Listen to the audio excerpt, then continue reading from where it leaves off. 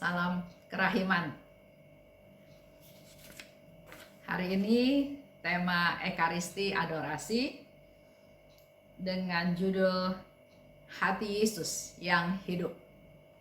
Diambil atau kita baca sama-sama dari nomor 223. Oh Hosti yang hidup, satu-satunya kekuatanku, sumber cinta dan kerahiman. Rengkuhlah seluruh dunia, kuatkan jiwa-jiwa yang letih lesu. Ini doa dari Suster Faustina ya. Dia berdoa kepada Tuhan, Hosti yang hidup. Berulang kali Suster Faustina katakan bahwa Komuni Kudus, Hosti yang dia terima adalah sungguh-sungguh makanan yang memberi dia kekuatan, sumber kekuatanku. Dan dipertegas lagi oleh Suster Faustina adalah sumber cinta dan kerahiman. Jadi buat kita semua, kita punya keinginan ya, ingin melakukan segala sesuatu berdasarkan kasih. Bukan egois, bukan mau menang sendiri, bukan mau pamer ya, tapi ada keinginan untuk melakukan segalanya berdasarkan kasih, karena itu yang Tuhan katakan dari semua kegiatan kita yang paling bernilai adalah kalau kita melakukan segala sesuatu berdasarkan kasih, berdasarkan cinta.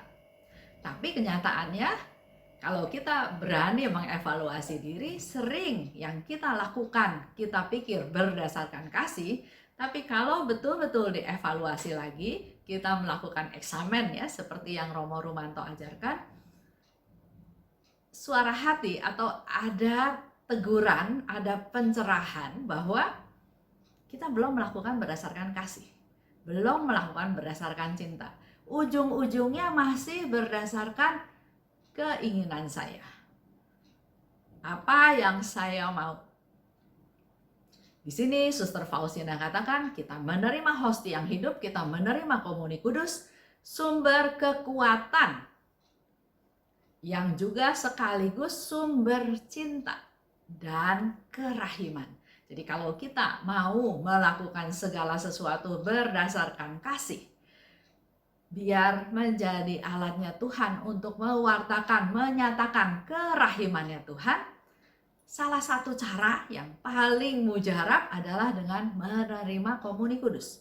Menerima tubuh Yesus masuk ke dalam hati kita. Biarkan bersemayam dalam hati kita. Maka apa yang kita lakukan, apa yang kita katakan secara perlahan bisa dilakukan berdasarkan kasih, berdasarkan kerahiman, bukan untuk tujuan-tujuan yang lain. Contoh ya, dalam suatu aktivitas kegiatan olahraga ya, gampang olahraga. Kita semua ya dengan umur seperti sekarang sudah tidak ingin mencapai suatu prestasi. Yang kita lakukan adalah olahraga rutin supaya badan sehat, keluar keringat, kena matahari pagi, ya itu targetnya. Tapi ada sebagian orang yang kalau melakukan gerakan ya harus bagus, harus sempurna, nggak boleh asal-asalan. Tujuannya baik, dia ingin memberitahukan yang benar, gerakan yang benar, bukan yang asal-asalan. Tapi penerimaan dari orang lain kan berbeda-beda. Ada yang ingin gerakannya sempurna, ada yang ingin hanya sekedar keluar keringat, olahraga, ada juga yang barangkali lebih ke arah berkomunitas, bertemu dengan teman-teman di lapangan. Jadi punya tujuan yang berbeda-beda. Nah, yang terjadi adalah kalau si guru ini ingin memberikan yang terbaik, dia punya keinginan untuk memberikan yang terbaik. Tapi kalau diterimanya tidak seperti yang diharapkannya, bisa timbul kecewa. Nah, kalau dievaluasi lagi, tujuan dia mengajar ingin diikuti atau dia punya motivasi lain. Nah, ini semua hanya bisa diketahui oleh orang tersebut untuk kalau dia mengevaluasi tujuan daripada dia mengajar itu apa. Dia memberikan yang terbaik kalau murid-muridnya mampu menerima pelajaran tersebut. Kalau nggak mampu karena faktor usia, karena faktor ya banyak hal ya, bisa saja dari niatnya baik untuk mengajar, memberikan yang terbaik, akhirnya dia menjadi kecewa. Lanjut. Suster Faustina katakan lagi dalam doanya, Tuhan, rengkuhlah seluruh dunia. Kuatkan jiwa-jiwa yang letih lesu. Walaupun Suster Faustina ada di dalam biara, di mana ruang lingkupnya sangat kecil, ya sekitar biara, tapi dia tahu keadaan di dunia pada umumnya. Salah satunya adalah biara tempat dia tinggal. Kongregasinya adalah merawat, mengajar, merehabilitasi wanita-wanita atau anak-anak gadis yang hidupnya nggak betul. Jadi Suster Faustina tahu di luar sana banyak jiwa-jiwa yang letih lesu. Dan yang menjadi harapan Suster Faustina kepada hosti yang hidup, kepada Tuhan adalah rengkuhlah jiwa-jiwa yang letih lesu tersebut. Rengkuhlah seluruh dunia. Karena dia juga tahu hal itu tidak terjadi di lingkungan dia saja. Pasti terjadi di banyak tempat. Sekarang dengan masa pandemi yang katanya sudah mau berlalu, tapi akibat dari pandemi tersebut masih berkepanjangan. Masih banyak yang mengalami kesusahan, kebangkrutan, putus asa, nggak ada solusi, nggak ada masa depan. Banyak hal yang masih perlu kita bantu, kita doakan. Oh, terberkatilah saat dan waktu ketika Yesus meninggalkan hatinya yang maha rahim bagi kita. Ini menjadi satu ungkapan pujian, syukur, dan kita merasa diberkati Tuhan. Dengan kita menerima hosti yang hidup, dengan kita menerima komuni kudus, dikatakan oleh Suster Faustina, terberkatilah saat dan waktu ketika Yesus meninggalkan hatinya yang maha rahim buat kita. Dengan Tuhan Yesus masuk ke dalam diri kita, dalam komuni kudus, Yesus meninggalkan kerahimannya dalam hati kita. Dan dikatakan oleh Suster Faustina, terberkatilah, kita diberkati. Pada saat dan waktu Yesus meninggalkan hatinya yang maha rahim buat kita. Kalau kita lihat di 1607, itu 16 Februari 1938. Ketika aku berdoa kepada hati Yesus yang hidup dalam sakramen Maha Kudus untuk wujud imam tertentu, tiba-tiba Yesus menunjukkan kebaikannya kepadaku dan berkata kepadaku.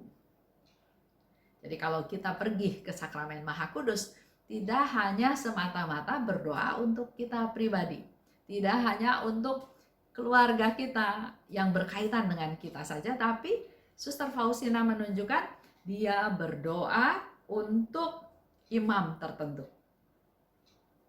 Dan Yesus berkata, aku tidak akan membebankan kepadanya suatu pun yang melampaui kekuatannya. Itu janjinya Tuhan. Di firman Tuhan di Alkitab juga ada ya, kita tidak mungkin dibiarkan jatuh tergeletak.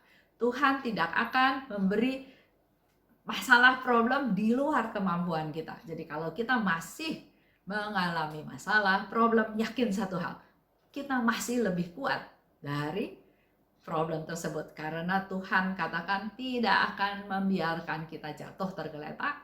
Tuhan tidak akan memberikan yang lebih berat daripada kemampuan kita.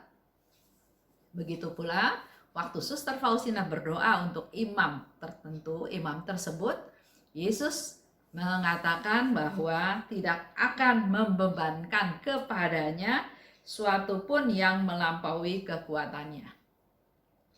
Kesimpulan. 1. Hosti yang hidup adalah sumber kekuatan, adalah sumber cinta dan kerahiman. 2. Mohon pada Yesus untuk merengkuh seluruh dunia untuk menguatkan jiwa yang lesu. Kita berdoa syafaat ya untuk mereka saja yang membutuhkan doa, yang pada saat sekarang menghadapi situasi yang lesu, letih, putus asa, nggak ada masa depan. 3. Terberkati saat Yesus meninggalkan hatinya yang maha rahim bagi kita. Kita diberkati. Contoh ya, perayaan Ekaristi setiap hari ada di gereja. Berapa banyak yang bisa menerima komuni kudus setiap hari? Mereka ada waktu? Nggak ada waktu? Ada hati? Nggak ada hati? Kita yang bisa menerima komuni kudus setiap hari, berbahagialah. Apalagi hari ini dikatakan oleh Suster Faustina, terberkati. 4. Kata Yesus, aku tidak akan membebankan suatu pun melampaui kekuatannya. Itu kita pegang.